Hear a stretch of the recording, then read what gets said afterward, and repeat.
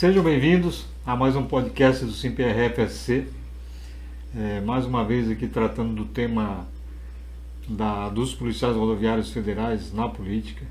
Dessa vez recebendo aqui o policial Maicon Colombo aqui da Grande Florianópolis, que vai ter esse bate-papo conosco.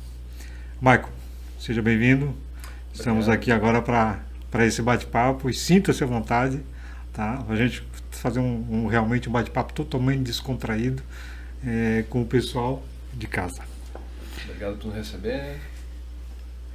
Eu queria inicialmente, Maicon, então, que tu te apresentasse. Quem é o Maicon? Então, eu sou Maicon Dario Colombo, na PRF Maicon Dario, e nas redes sociais conhecido como Maicon Combat. Então, estamos aí na PRF há quase 2 décadas, há quase 20 anos. Trabalhamos aí em várias áreas, tanto na pista, superintendência, administrativo de delegacia, ultimamente pela questão da educação para o trânsito. Sou formado em administração pela Universidade Federal do Rio Grande do Sul, pós-graduado em gestão de tecnologia da informação pela Universidade Federal do Rio Grande do Norte. Realmente, estudando de norte a sul do Brasil.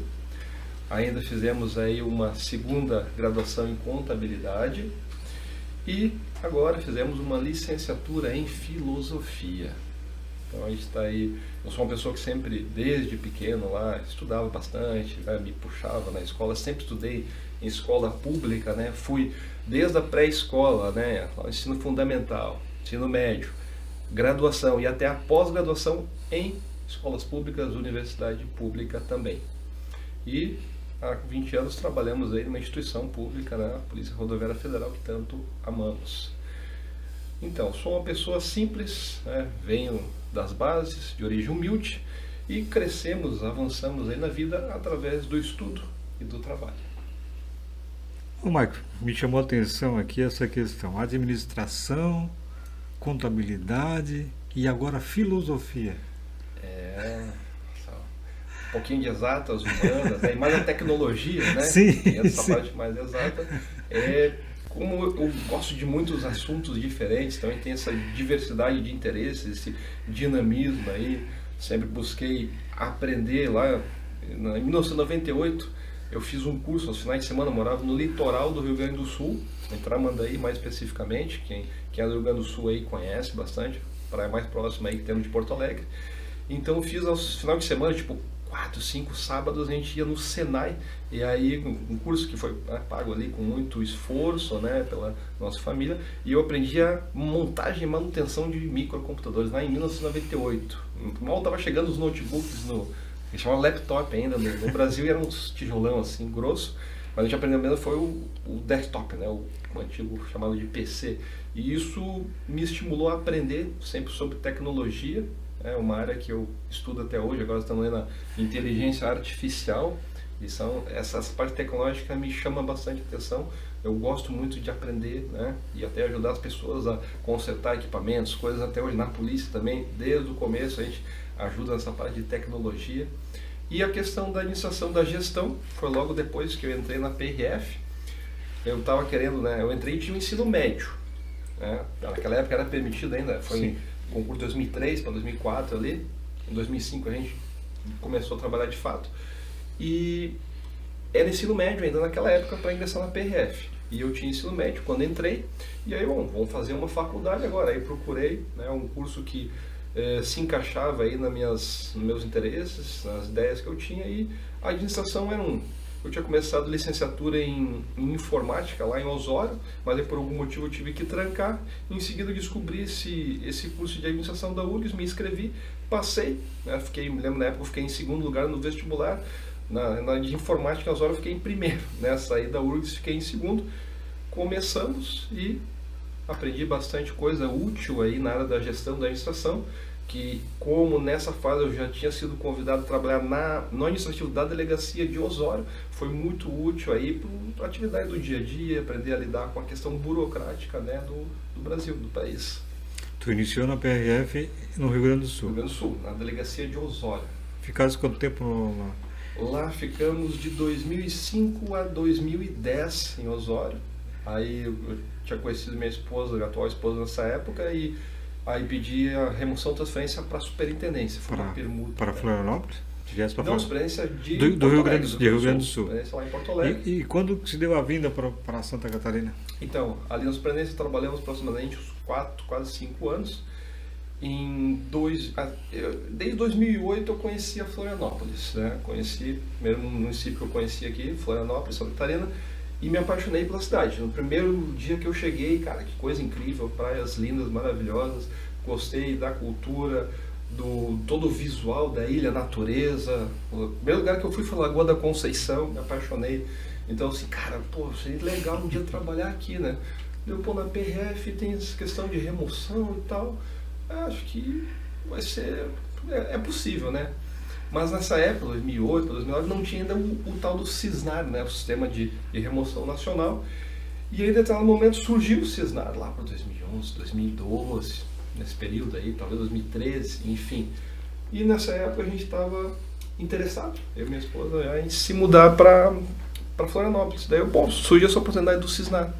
Aí me lembro que no primeiro cenário eu tinha algum curso, alguma coisa para terminar lá em Porto Alegre. Não, vamos esperar o próximo. Acredito que pelo terceiro, porque todo ano rodava o cenário, pelo terceiro ano que ele rodou ali o sistema, eu me inscrevi. E aí consegui ficar em Florianópolis, que era a minha primeira opção. Legal. Mas vamos voltar lá na filosofia. Claro. Essa questão do capelão, tá ligada a essa tua escolha da filosofia? Então, em determinado momento aí da nossa história e tal, eu acabei caindo em depressão. É uma situação que ocorre com muita gente, aconteceu comigo.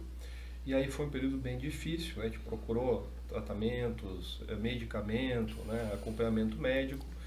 E uma das coisas que a gente acabou buscando foi a questão da espiritualidade, né? Religiosidade, espiritualidade.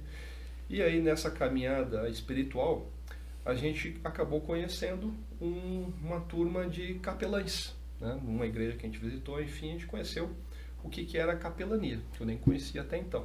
Ah, Michael, o que é a capelania? Era a minha pergunta. Exatamente. O que é a capelania? É uma instituição, né? Não é a nossa capelania, o NIPAS, né? Ela não é vinculada a nenhuma placa de igreja.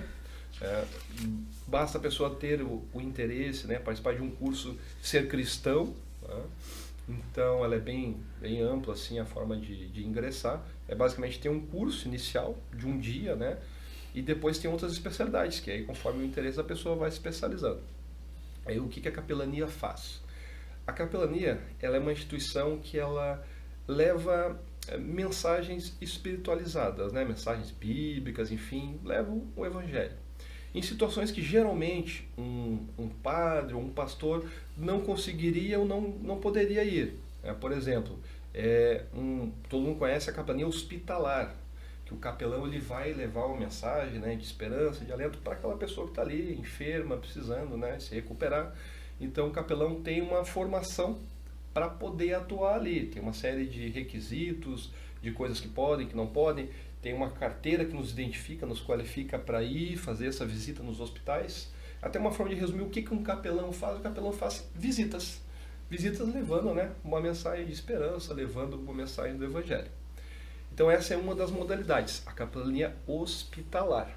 A nossa capelania ela tem em torno de 16 modalidades, né? Uma modalidade que eu participo e pratico bastante é a questão de ação social. O capelão não só faz a oração, como ele faz a ação. Ele age. Aí acontece da gente fazer recolhimento de donativos, cestas básicas, que nem agora teve na questão do Rio Grande do Sul, a gente recolheu kits de higiene, cobertores, inclusive cestas básicas para levar para o pessoal lá. E outra coisa que a gente faz também são atendimentos, visitas em locais pós-desastre, como o exemplo das enchentes no Rio Grande do Sul. Nossa capelania Unipas foi 3 vezes lá, 2 vezes quando a água estava cheia, o pessoal foi de barquinho lá, ajudando a recolher pessoas, recolher animais, várias situações desse tipo. E isso foi 2 vezes, enquanto a água estava cheia. Quando baixou, a gente foi mais uma vez lá, ajudar o pessoal que está se recuperando. Aí levamos, né, cobertores e além do kit de higiene, também levamos sempre uma palavra, uma mensagem de esperança para as pessoas. Que isso é uma coisa que o pessoal precisa muito, precisou e ainda vai precisar, essas mensagens de conforto, de esperança em situações trágicas. Inclusive, tem um curso, teve há mais ou menos um mês atrás, e vai ter em Floripa em novembro, um curso da nossa capelania especializado para atendimento, situações pós-desastres. Aí participa a gente da Defesa Civil, Secretaria de Segurança Pública, até vamos ver se a gente convida alguém da PRF para trazer alguma informação, algum procedimento que ajude, né, o capelão a ter uma melhor atuação em situações de pós-desastre.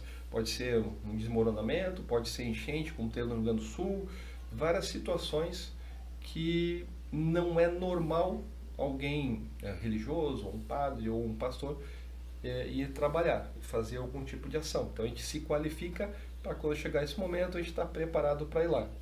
E não é só isso, tem outras modalidades. Tem uma modalidade, teve ano passado um treinamento em Manaus, capelania ribeirinha.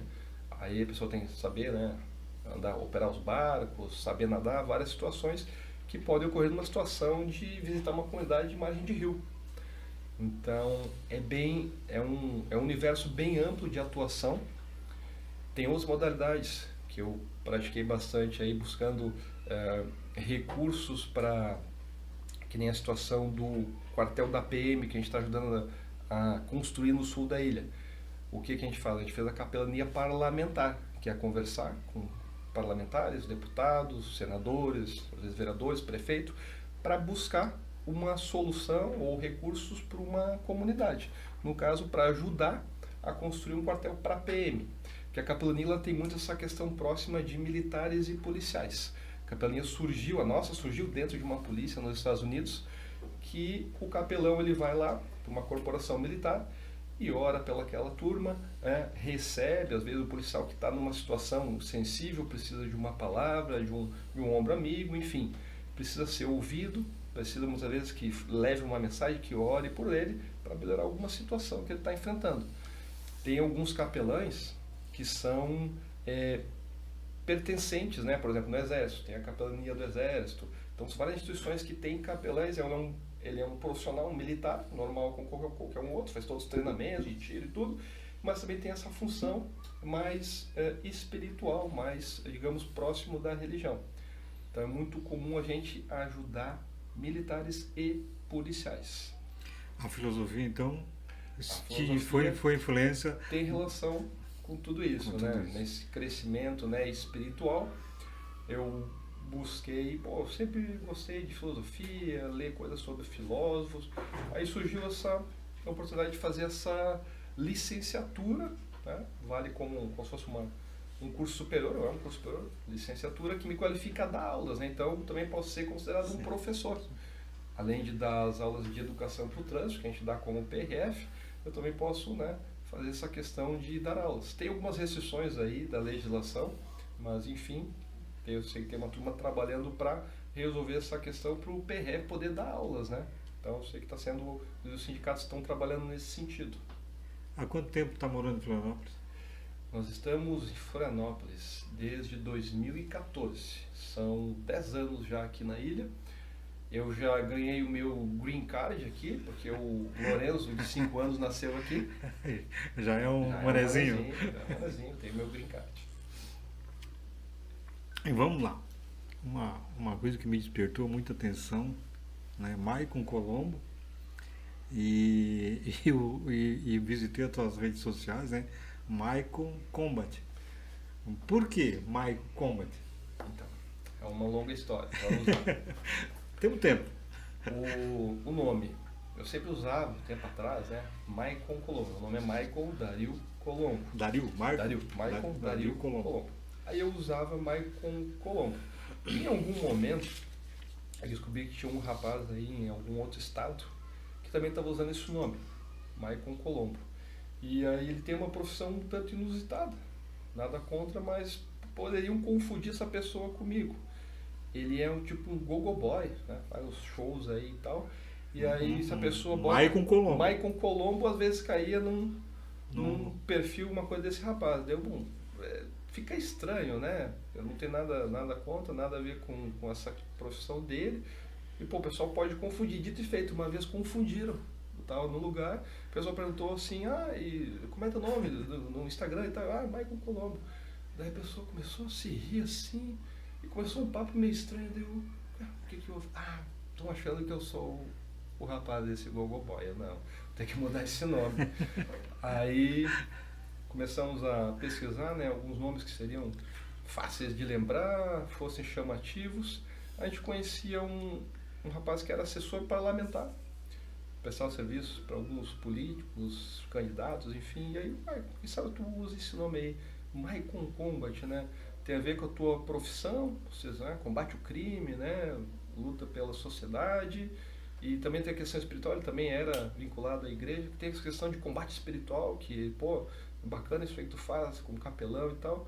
Quem sabe tu usa esse nome aí? Eu calculei, pensei, pô, ninguém tá usando esse nome, não confunde com nada. Pô, bacana, nome fácil de lembrar. Vamos ver se, vamos testar umas semanas aí, um mês, vamos ver se fica legal. Aí comecei a usar, tive um bom feedback. Vi que tem muita relação com o que a gente faz, lutar por coisas melhores, agora por uma cidade melhor. E eu, gostei. O pessoal achou legal, ninguém estava usando esse nome, tá tudo certo. Que legal, legal a gente sabia esse nome, porque realmente quando eu li Maicon Colombo, é muito interessante essa tua história de nome. E política? É a primeira vez que tu vai se candidatar? Primeira vez, marinheiro de primeira viagem. E o que te levou, o que te motivou a estar nessa eleição, em buscar essa campanha para vereador? Tá, em primeiro lugar, eu nunca tive sonho de ser político, vereador, nada disso, nunca tive esse sonho. Sempre observei, olhei política, né, como um bom cidadão deve olhar, analisando propostas, histórico de candidato, o que tem de bom, né, para sociedade, ou para a comunidade, ou para a cidade, no caso. E aí o que acontece? Nessa nossa caminhada espiritual, ocorreu um chamado. No começo eu não entendi nada. Aí daqui a pouco teve uma segunda, teve uma terceira, eu, mas espera aí, que negócio é esse? Aí comecei a conversar com pastores, com o pessoal que a gente conhece. Não, Michael, tu tem um perfil bom para essa área política, e esse chamado aí, traduzindo, é para tu entrar nessa área política, né? Para ajudar a questão da tua região, a questão espiritual, a questão religiosa, tu precisa entrar para nos ajudar com isso. E eu, tá, beleza, aceitei o chamado, né? E aí começamos, e cada vez tem se confirmado mais, e descobri várias coisas que a gente pode ajudar. Por exemplo, a nossa comunidade lá no sul da ilha me chamou, devido a trabalhar com segurança, Marcos, pode ajudar a gente nessa questão de segurança, aumentando furtos, roubo a casas, a empresas, violência contra a mulher, assédio, até estupro. Tu não pode ajudar a gente a dar uma orientada, dar uma dica? Aí vários grupos começaram a me chamar para dar orientações, aí, dicas, né? Como é que se registra um boletim de ocorrência? Mas quando acontece tal coisa, a gente chama a PM, chama a guarda, chama PRF, chama a Polícia Civil, como é que funciona isso? Eu comecei a ajudar essas pessoas. E, o que mais que dá para fazer para melhorar a segurança aqui? Porque, não tem efetivo, não tem ronda. Ajuda a gente a conversar com as autoridades e tal. Vamos lá. A gente foi, visitou, né, vários políticos, conversamos. E aí, em determinado momento, a gente descobriu que lá no sul da ilha, a PM, a Polícia Militar de Santa Catarina, não tem um prédio, não tem um quartel. Onde eles estão é um lugar alugado. E alugado é um lugar que não atende, pequeno, né, e não atende às necessidades de uma corporação policial, né? E aí começamos a descobrir, pesquisar e descobrir. Chegou a nossa amiga Bia, que ela sabia, não, Michael, eu trabalhei numa situação aí entre Câmara e Prefeitura. A PM recebeu, em 2019, uma doação de um terreno da Prefeitura. Próximo ali, o acesso novo ao aeroporto. Tem aquele estacionamento Portal, ali próximo de acesso ao aeroporto no sul da ilha. E bem do lado ali, eles têm um terreno gigante. Um terreno excelente, bem posicionado, estrategicamente posicionado. E aí, conversando com políticos e tal, conseguimos chegar até no comandante da PM, comandante-geral, Pelosato. E ele nos falou que realmente eles sabiam que tinha esse terreno, mas eles não tinham a verba para tocar o projeto, não tinham dinheiro, né, para construir. E nisso estava um deputado junto conosco, o deputado Sérgio Mota, e o deputado Sérgio Mota, não por isso, eu consigo uma emenda, inicialmente R$500 mil, R$500 mil, para iniciar a construção do quartel esse. E aí a gente conseguiu fazer esse movimento crescer. Entraram outras figuras, consegue do extremo sul da ilha, consegue da Barra da Lagoa, Associação de Moradores, do Carianos, e aí o projeto cresceu.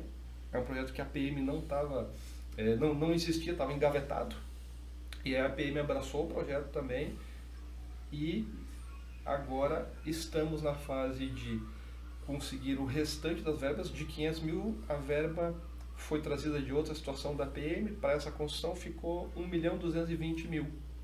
Precisa de mais uns 3 milhões e pouco, que a gente está buscando, né, via emendas parlamentares. Mandamos um ofício para o governador Jorginho Melo para nos receber e conversar sobre isso. Já conversamos com o secretário estadual de segurança, né, o comandante Graff. Então a coisa andou, né? Inclusive com o comandante Graff o secretário Graff, foi muito gratificante a reunião e produtiva. Houve uma palavra positiva dele no sentido da construção desse prédio, desse quartel para a PM, que de todas as regiões de Florianópolis é o único local ao sul da ilha que ainda falta um prédio, né? Um quartel para a PM, para a companhia da PM.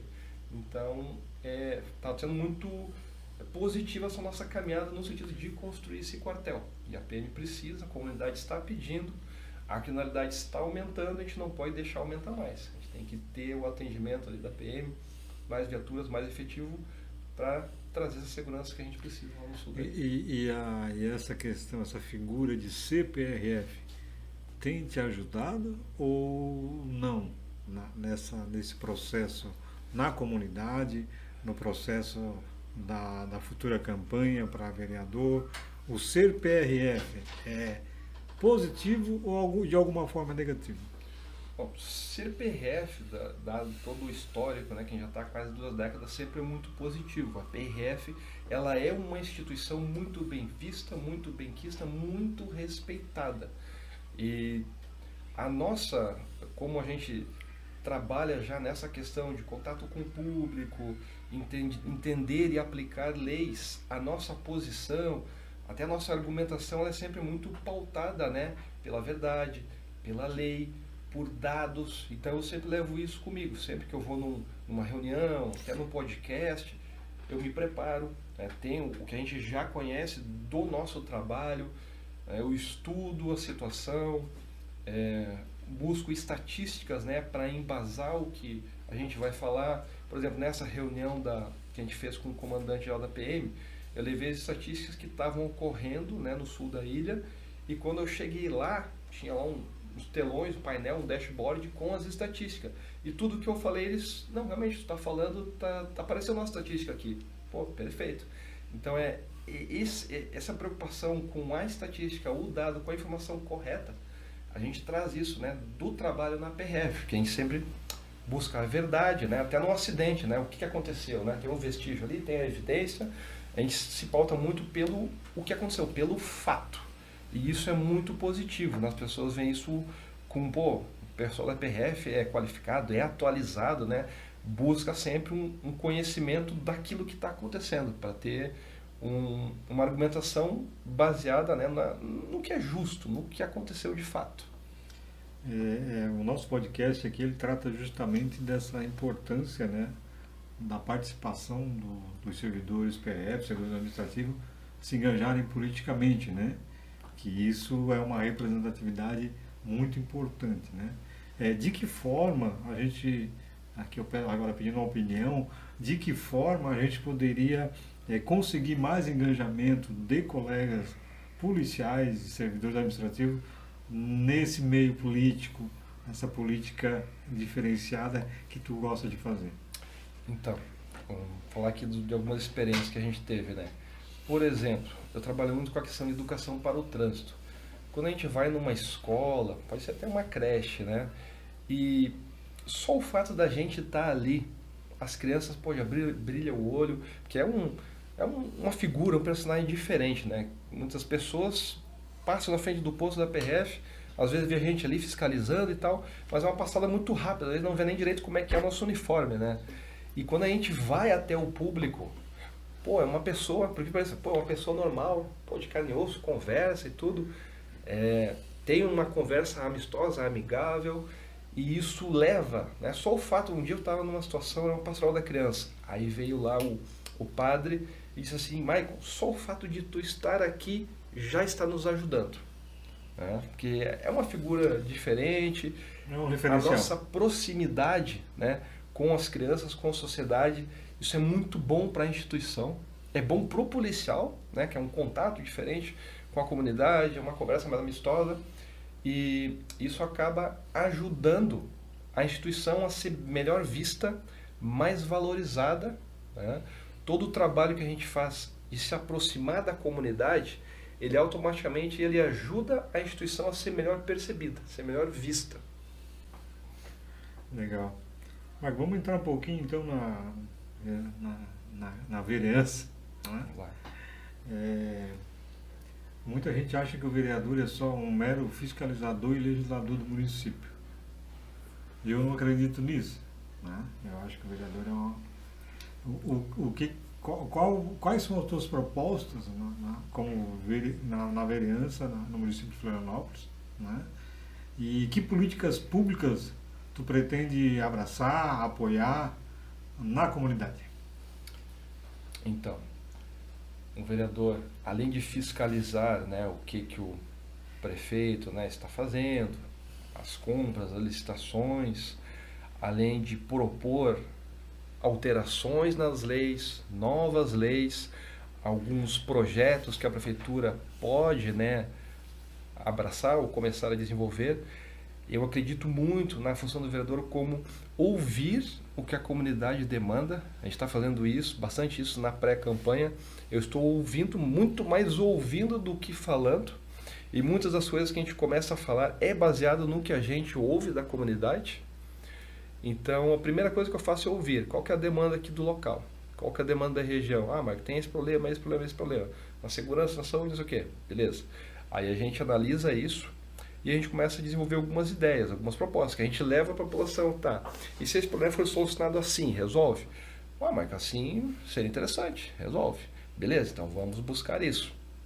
Aí isso a gente já faz durante a pré-campanha e no futuro pretendemos fazer mais ainda, né, estando lá na Câmara de Vereadores. Mas enfim, vamos pensar. Na área da segurança, que é uma área que a gente atua bastante. Eu vejo aí muitas pessoas, pré-candidatos ou não, que nunca estudaram a área da segurança, não são da área da segurança, querendo propor soluções. E às vezes soluções que a gente que é da segurança olha assim, cara, não tem cabimento, não faz sentido. Ou dá muitas consequências porque a coisa é conectada, né? Talvez uma decisão que estão na área da segurança, ela vai impactar em outra área, lá no judiciário, alguma questão, né? E esse olhar sistêmico, que é uma coisa que a gente já traz da administração, é fundamental. E eu não estou vendo isso nas propostas, esse olhar sistêmico. Por exemplo, em Florianópolis tem, em várias cidades, em Florianópolis inclusive, problemas com o PSR, né? Pessoas em situação de rua. Eu vejo muita gente mostrando problema de morador de rua e tal. E quando falam em alguma solução, são soluções isoladas, que ou elas não funcionam muito, ou funcionam muito pouco. Ela não funciona, ou funciona muito pouco. Ou já foi testada e não deu certo. Esse tipo é um exemplo. Questão de morador de rua, uma que não é só um grupo, são vários grupos. Tem aquele que tem problemas psiquiátricos, precisa de um tratamento médico, outros que têm problema com drogas, com álcool, precisam de talvez de uma colônia de recuperação, um centro de recuperação terapêutica. Outros justamente estão ali se escondendo de algum mandado de prisão, né? Aí estão ali sem documento, não consegue identificar direito e precisa ser separado porque está ali para se esconder de questão criminal, e aí que é onde as forças de segurança podem atuar e prender, levar, apresentar à justiça quem precisa ser apresentado. E tem até os que têm um estilo de vida alternativo e gostam de estar ali. Então, tem de tudo. Uma das soluções é integrar órgãos de segurança, pessoal da assistência social, nas abordagens sociais, até alguns precisam ir para a sua cidade de origem, se tem o interesse de ir Deve ser comprada a passagem, a pessoa ir para lá e de preferência com o acompanhamento da assistência social, né, da localidade onde a pessoa é originária. Então a abordagem tem que ser bem ampla, né? Tem que unir vários entes. Eu acredito muito nisso, no trabalho integrado, né, de várias instituições para solucionar um problema. Porque o pessoal às vezes assim, não, problema de morador de rua é problema de polícia. É mais amplo que isso. Tem uma parte que sim, a polícia precisa resolver uma parte, mas existe todo um cenário de várias instituições que podem trabalhar em conjunto, que é nisso que eu acredito. Aí nós, forças de segurança, vamos para, muitas vezes, garantir a segurança das outras instituições que estão ali trabalhando. A gente faz a nossa parte, faz a segurança das instituições que estão ali, então a gente consegue ter mais avanço. E, inclusive, aí entra a questão da capelania. Nas abordagens, nos trabalhos que eu vi sendo feitos por aí, é difícil, aí eu vou dizer por que é difícil, eu ver essa questão espiritual entrando junto também. Por que eu disse difícil? Porque eu vi ações individuais de alguns grupos, né, religiosos indo ajudar o pessoal morador de rua. Precisa ter uma ação integrada, incluindo igrejas, porque muitas das pessoas ali precisam de uma orientação espiritual, além de toda a questão psiquiátrica, o envolvimento com drogas, precisam de uma orientação espiritual também. E eu acredito que as igrejas, instituições religiosas, têm como ajudar a gente a solucionar essa questão.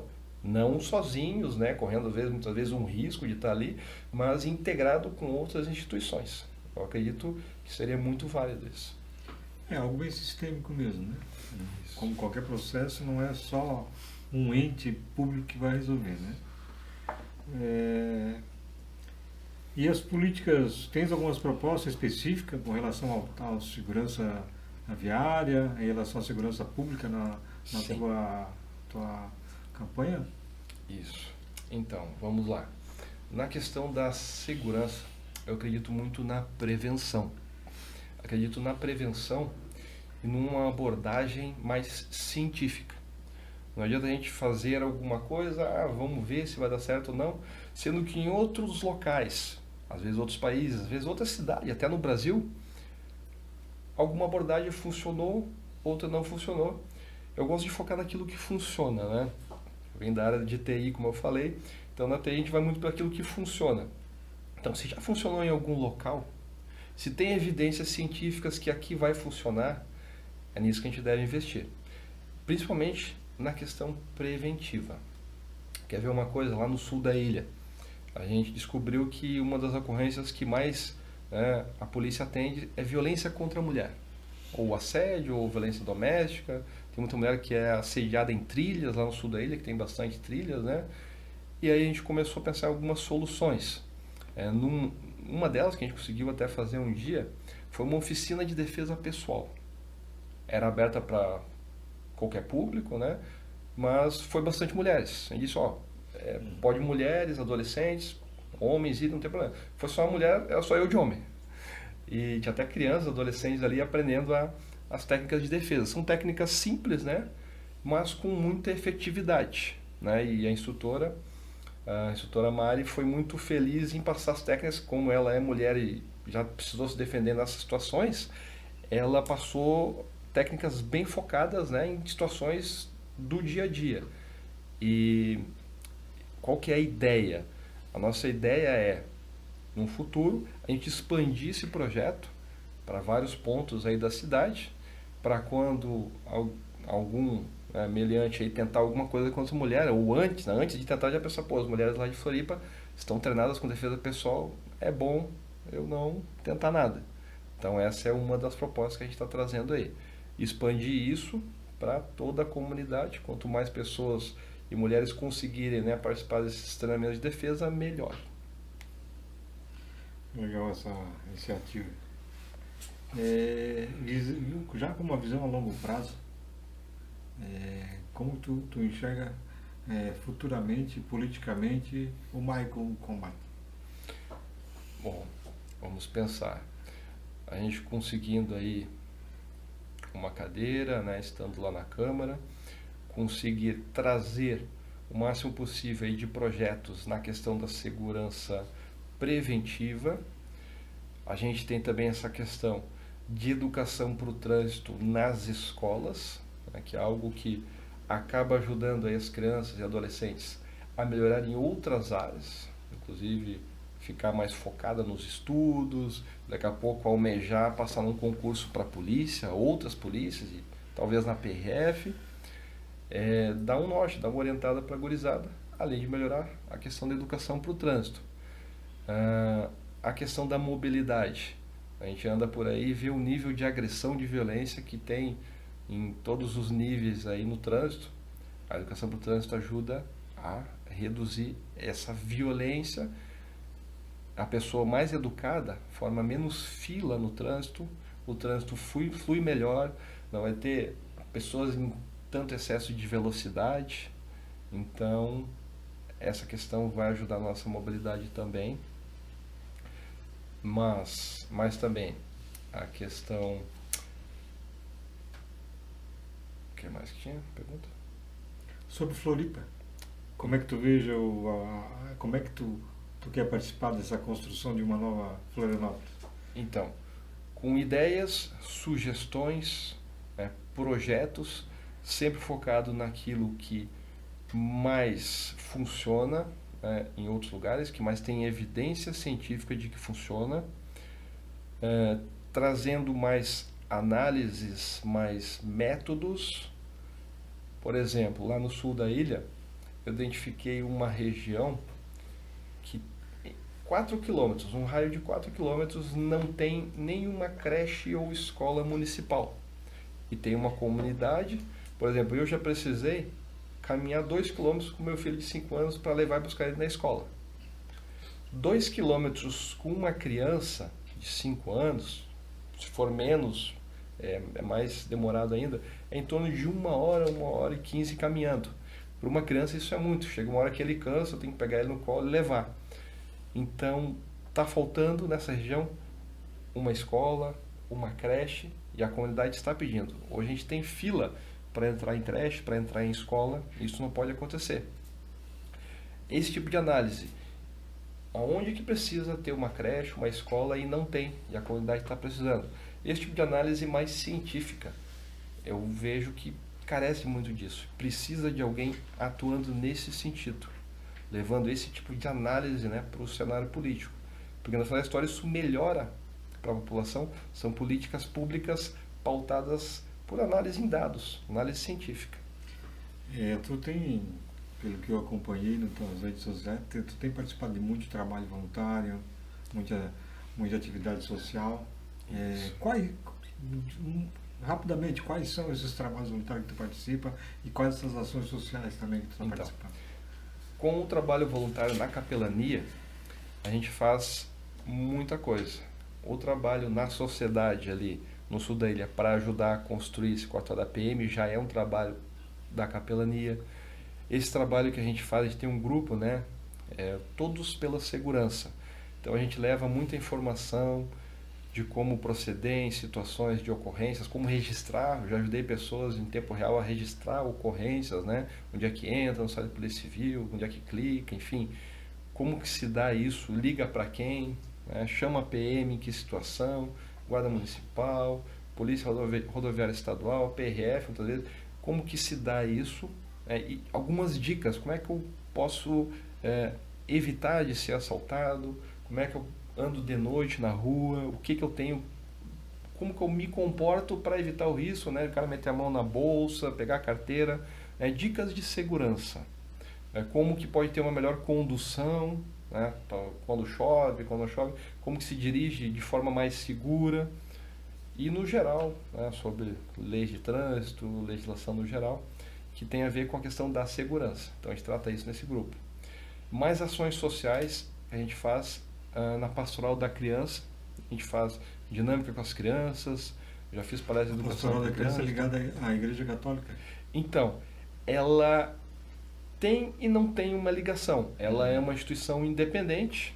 Tá, a pastoral é independente das... É independente. Mas tem a questão religiosa ali que se conecta, mas é uma instituição gerenciada e administrada totalmente fora da questão da Igreja Católica. Mas há uma conexão por serem, geralmente quem está ali é católico, mas tem também pessoal espírita, tem até eu, que é evangélico, que atuo. São instituições que aceitam, né, diversas religiões. Enfim, querendo ajudar é bem-vindo. Então a gente faz esse trabalho na pastoral, a gente faz na capelania, como eu falei, bastante coisa, né, inclusive ajudando a comunidade nessa questão de capelania parlamentar, buscando recursos para projetos como esse do quartel da PM. E tem as ações individuais que a gente faz, que nem esse treinamento de defesa pessoal e várias outras coisas que a gente está planejando aí, que no decorrer da campanha o pessoal entrando no nosso perfil lá vai ficar sabendo. Inclusive tem mais propostas que no decorrer da campanha, no momento mais oportuno, a gente vai colocar e detalhar lá no nosso perfil nas redes sociais, o @MaiconCombat. Legal. Para encerrar, Maicon, aqui está dando tempo aí do nosso bate-papo, passou muito rápido mesmo. Queria que tu mandasse uma mensagem, né, para quem da PRF que está nos assistindo, para a comunidade de Florianópolis que deve também estar nos assistindo, uma mensagem do Maicon Combat.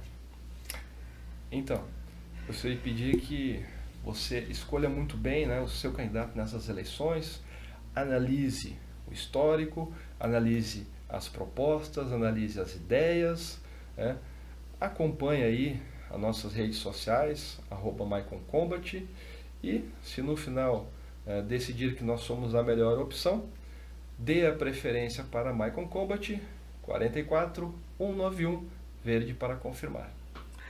Foi um grande prazer estar aqui, Maicon, contigo. Obrigado por ter aceito o convite de estar aqui conversando com nós por mais de quase 50 minutos já. É um prazer, sinta-se à vontade, a hora que necessitar estar aqui novamente, venha, o sindicato está aqui, está de portas abertas para te apoiar. Agradecer a todos que acompanharam, né, o nosso bate-papo, e voltamos, né, alguns dias à frente aí com outro podcast, debatendo também a política com a participação dos PRFs. Grande abraço.